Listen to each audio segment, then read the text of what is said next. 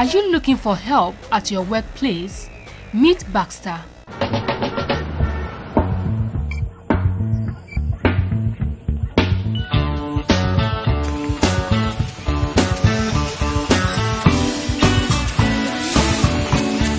He is just not any kind of robot, but a special one. It is a safe, flexible, affordable and alternative way to outsource labor in the manufacturing industry. From the line loading and machine tending to packaging and material handling, Baxter is a smart, collaborative robot ready to get the work done. Unlike other industrial robots that cost a little more than $100,000, Baxter goes for $22,000 as a base model. Baxter is just one of many kinds of robots actively engaged in homes, industries and public places, relegating human help. In recent times, robots are being incorporated into every aspect of human life. So, let's start from here. Are you looking for a romantic partner? Well, here comes your robotic lover. I am talking to you. Step closer. There. That's it. Okay, good. Now, touch me. Seriously. I'm not joking. Touch me. Touch me. Touch me. Touch me. Alright, maybe you're just tired of seeing that unfriendly face at your favorite restaurant.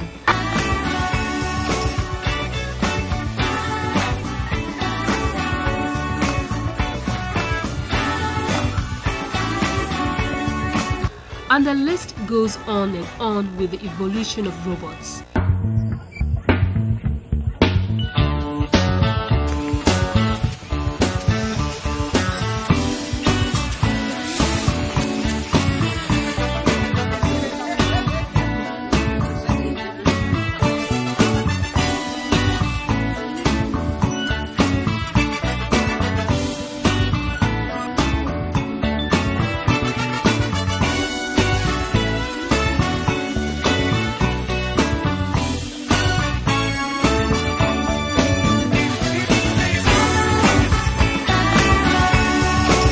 Well, about 35% of today's jobs are at high risk of being automated in the next 2 decades, according to new research. It suggests people doing low-skilled, low-paid jobs and those earning less than £30,000 are most likely to be replaced by a machine. So we ask, are robots taking over your job?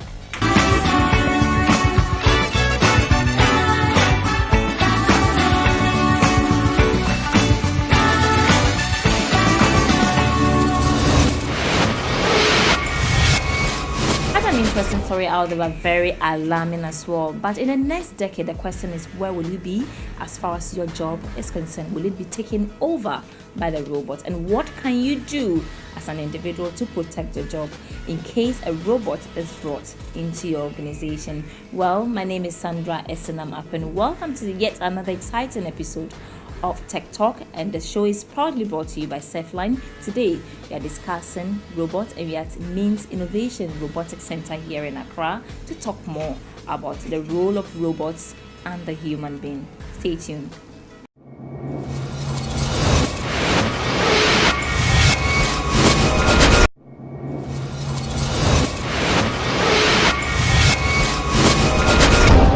Gentleman here at the Robotics Center and the person of Benjamin Norte. Should we be worried? Definitely. Yes and no. Yes, because really, when you look at the trend of technology in the 21st century, that is where we are gradually heading towards. Robots are going to be playing essential roles in the way we do things, bringing about efficiency and productivity in different places. So yes, when that happens, certainly some people may be at risk of losing their job, not entirely losing, but certainly if you want to keep up with the pace.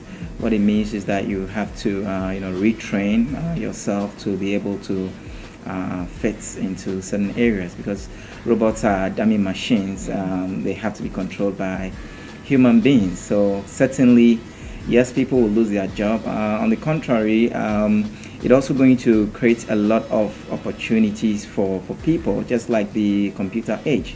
When there was a explosion, especially when you look at the internet, people had to, go back to school, learn about the computers. And although it displays other people, for example, those who were using the typewriters, were certainly out of job. But now look at the volume of opportunities it's also created. So yes, certain jobs in the 21st century, or as we have it now, it will more like change itself. It will not completely be wiped out. So what it means is that people will have to just retrain themselves in order to be able to fit into that world. It's something that is going to happen. It's a reality. So let's bring the discussion to Ghana here, and then let's say maybe Africa in general.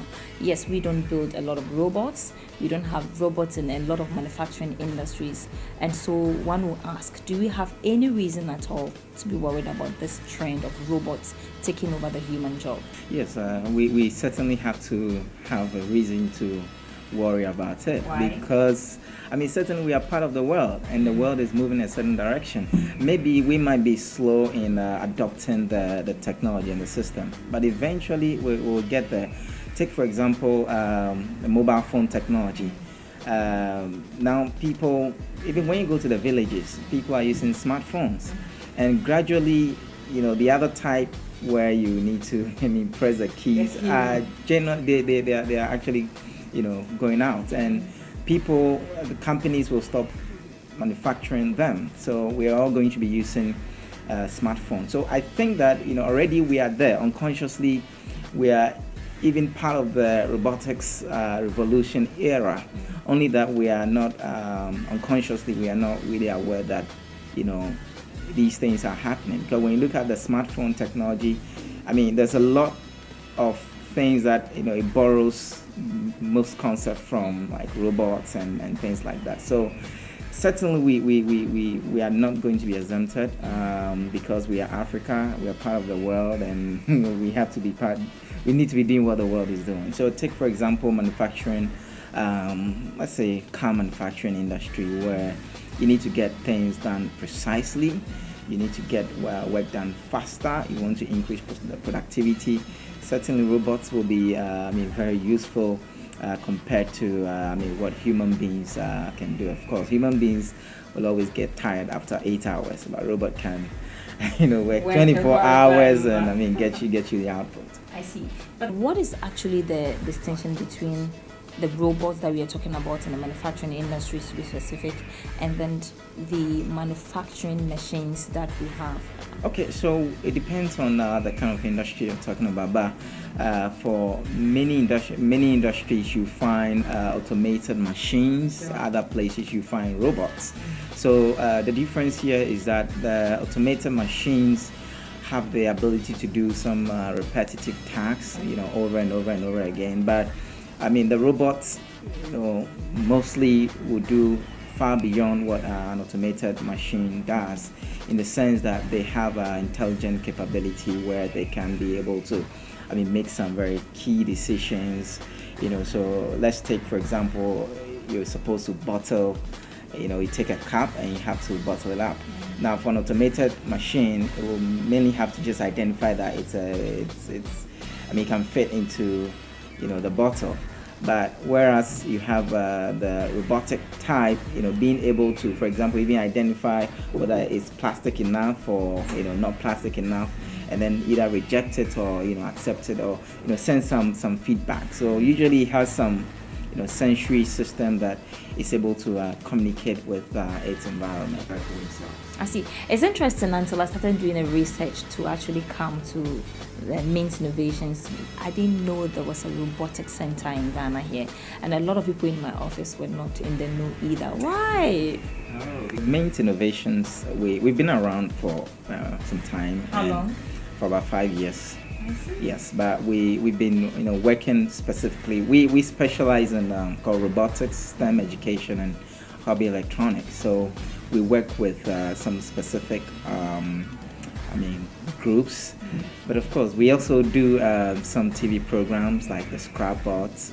So some people, not everybody know us, but I think there are segments of the country, people who probably have heard about us. And we also work with lots of universities across the country, basic and high schools, where we have integrated robotics curriculum, to really expose. Especially we have programs for kindergartens where we expose them to these technologies, give them the basic hands-on skill and training. And most importantly, we are concerned about how we are able to use robots to bridge the gap, where students are learning math and science concepts without knowing the application. Because usually at the educational level, we want the kids to be able to appreciate the subjects they learn in class. And in our part of the world, usually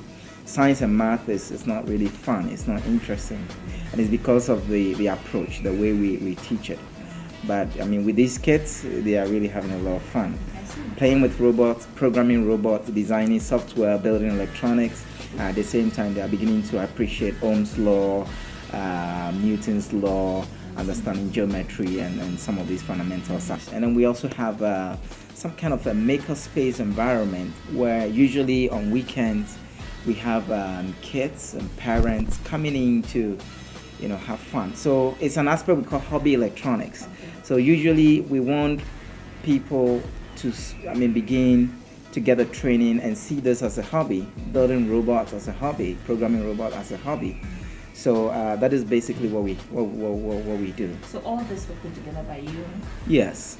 So these are robots, and everything is 3D printed. So if you know anything about 3D printing, everything you design. So we teach the kids literally how to design like 3D designs, and then connect it to a 3D printer, and they're able to create anything they want. So we're giving them a broad understanding, especially those who want to take careers in science, technology, engineering, and math.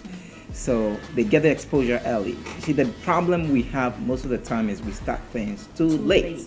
Ghana start things too late, because some of the things that we even teach sometimes adults realize that it's so basic, it's so fundamental that they should have learned it when they were 5 year old.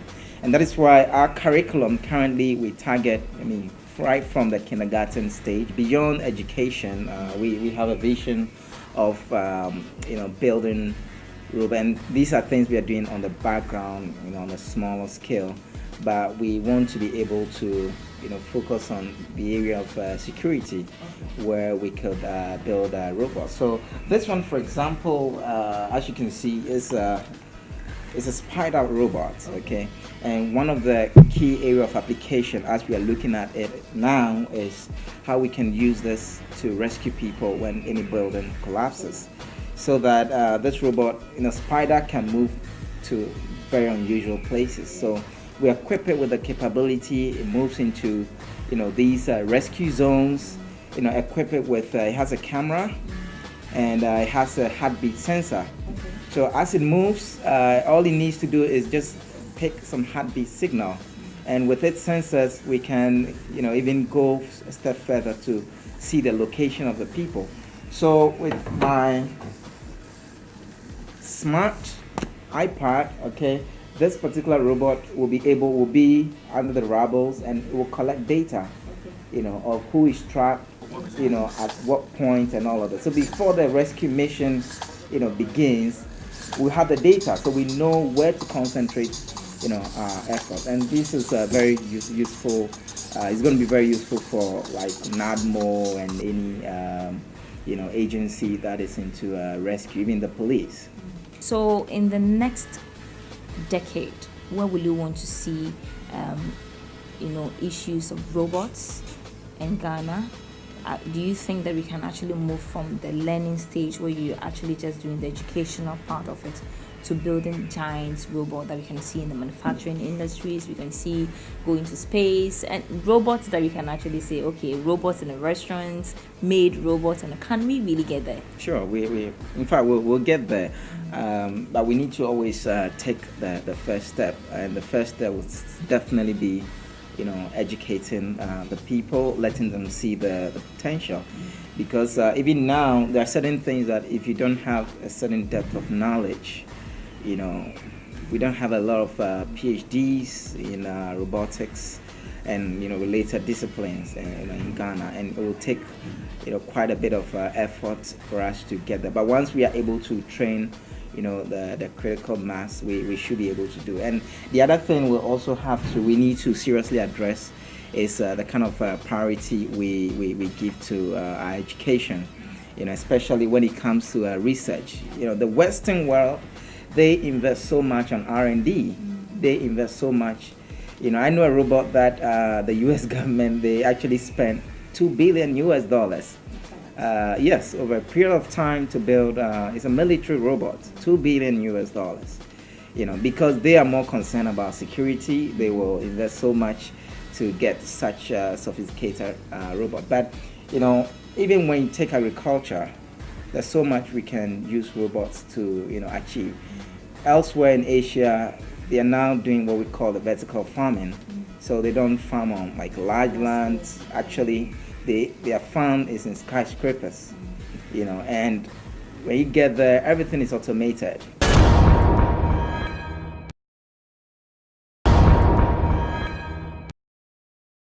Would you prefer a car that has no driver, or you be like the man who actually was found in a double-decker car, and then the child went upstairs and the father came up and said, okay, come down here because we don't have a driver at the top? Well, there's a new world now. Cars can actually drive themselves. We have this and many more coming up on Tech News. Apple has released its iOS 9 mobile operating system. It included a new feature for women to log their sexual activity alongside details of their menstrual cycles. An earlier version of its Health Kit software tracks everything from electrodermal activity to chromium intake. The app is reaction to criticism about Apple's low interest in women's health. Samsung's S Health and Android's Google Fit have yet to add this feature into their apps. When phones are locked, the health and fitness data is encrypted. If users choose to back up health data to iCloud, that is encrypted as well. Apple says users decide which information will go into the health app and which third-party apps can access the data.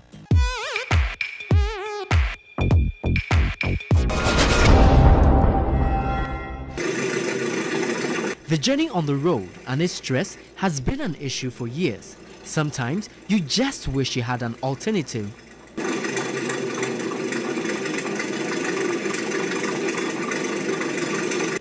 But that was in the past. Let's drive into the future.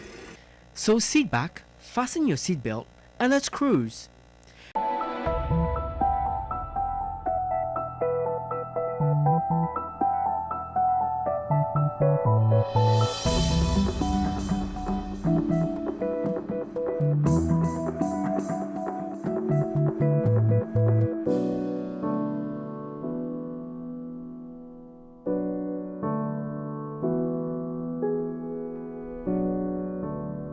Nissan is working with US space agency NASA on autonomous car technology. Starting next year, Nissan and Renault will make cars that can drive themselves in stop-and-go highway traffic. Yes, you heard it right. The cars will come in 3 phases. Phase 1 will help you out when you probably least enjoy driving in traffic jams. The next phase, coming in 2018, will see cars that can drive themselves on a highway at normal speeds and can even change lanes. City driving won't come until the 3rd phase in 2020. Like any technology, self-driving features will start out expensive and gradually get cheaper. Each phase of self-driving technology will first come available in high-end vehicles and then work its way down to mass market models. Oh, there it is. Oh, isn't that cute? So it's not only Nissan that is thinking driverless. Google has actually taken the lead. Drivers in California are already sharing the road with self-drive vehicles. Google says its line of itty-bitty self-driving vehicles was poised to hit the roads in summer and waiting to see how the public will respond. Although the self-driving cars are out of the garage and onto the roadways, the training wheels are still on. The vehicles are still equipped with a steering wheel, accelerator and brake pedals, and a qualified driver will be there to take over if things go awry. But how safe are these self-driving vehicles?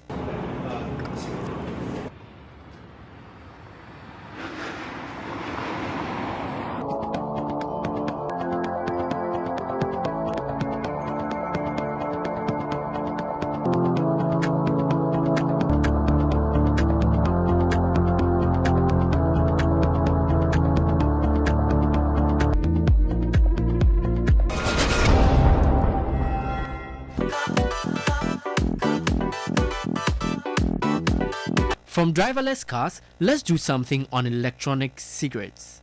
And the question is, are they safer than tobacco, or are they a high-tech way to hook a new generation on the bad nicotine habit?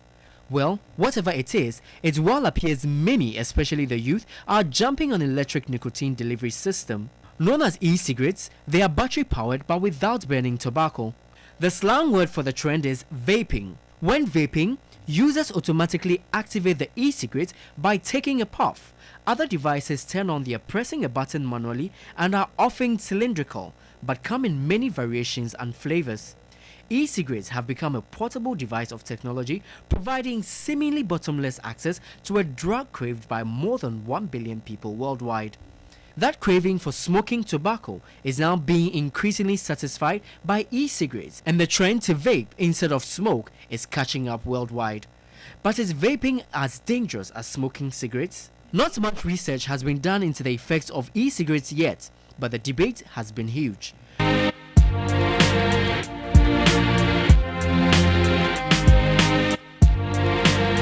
But ready or not, the new era of e-cigarettes is here.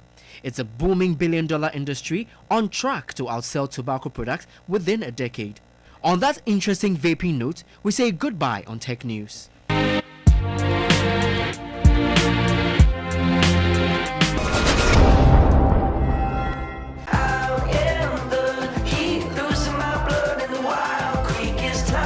On October 28th, YouTube is giving users what the company says fans exactly want. Introducing YouTube Red, a new membership designed to provide users with the ultimate YouTube experience. Known as YouTube Red, the new experience allows fans to enjoy videos across all of YouTube without ads, while also letting them save videos to watch offline on your phone or tablet and play videos in the background, all for $9.99 a month. Membership extends across devices and anywhere you sign into YouTube, including YouTube's recently launched gaming app and a brand new YouTube Music app. As a special bonus, YouTube Red works with Google Play Music, so subscribe to one and automatically get access to the other. YouTube is promising better days next year with the Red, with more creators. Very exciting episode today on Tech Talk. We've actually learned a lot, from the robots to the e-cigarettes to the driverless car and anything at all we've done on the show today. I think it's been really educative, and I hope you keep watching Tech Talk every Tuesday at 5:30 p.m. But right about now, we are about to wrap up, and from JD, the dancer who can actually help you to propose to your girlfriend, and to Jose, not Jose Moreno, who is actually a driverless car, we say goodbye on today's episode of Tech Talk. See you next week for yet another exciting episode. My name is Sandra, and the show was brought to you by Seth9. Bye bye.